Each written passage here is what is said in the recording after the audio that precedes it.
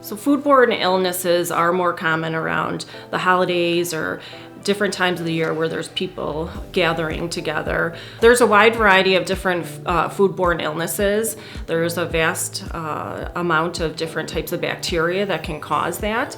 It also is dependent on what type of food that you're consuming as far as the most common bacteria.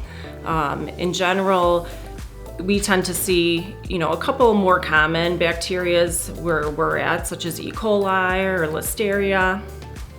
But there's lots of different types of bacteria that can cause foodborne illnesses. The most common foods to harbor an illness are foods such as raw fish, raw shellfish, undercooked eggs, undercooked meats, or meats that are on the rarer side, so they're not cooked all the way through, pork that's not cooked all the way through, lunch meats. So foodborne illness generally occurs approximately 2 to 6 hours after the initial consumption of that particular food.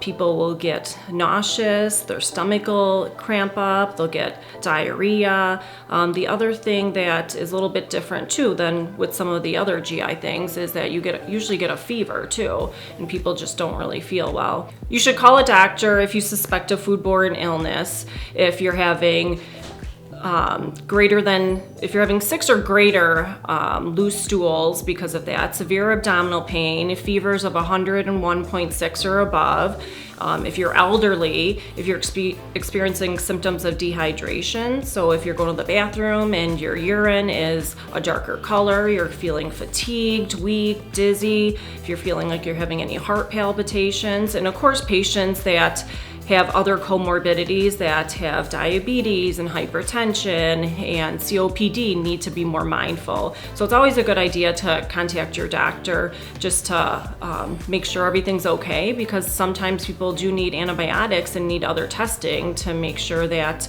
nothing else is going on, and also make sure that they're being treated the proper way.